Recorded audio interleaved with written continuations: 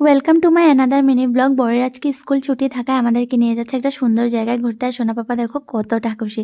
তো চলো এক ঝলক আমাদের তিনজনের আউটফিটটা দেখে নাও। এই যে তো কথা বলতে বলতে শিলচর পৌঁছেও গেছি। তো গুড্ডি ওখান থেকে আমাদের সাথে জয়েন করলে আমরা আসলাম একটা সুন্দর রিসর্টে। তো ঢুকতে না ঢুকতে প্রথমে ভোলেনাথের দর্শন করিয়ে দিলাম। তো বড় ব্লগটা দেখতে হলে কিন্তু এখানে ক্লিক করে দেখে নাও। তারপর তো সোনা পাপাকে নিয়ে অনেক ভিডিও রিলস করলাম। সত্যি সোনা পাপা আসার পর আউটিংগুলো যেন আরও সুন্দরভাবে আমরা এনজয় করতে পারি। তো সোনা পাপা দেখো কতটা খুশি হচ্ছে। তো ওর সাথে সাথে আমিও বাচ্চামি করছি পুরো। তারপর তো ঝুলনা ঝুলে নিলাম। আর সোনা পাপা দেখো ঝুলতে ঝুলতে কিন্তু ঘুমিয়ে যাচ্ছে। দেন সোনাকে খাবি আমরা স্টার্টারে অর্ডার করেছিলাম পনির টিক্কা, লাঞ্চে ছিল ভেজ পোলাও, বাটার পনির মশলা, চিলি চিকেন। খাওয়াটা দুর্দান্ত ছিল।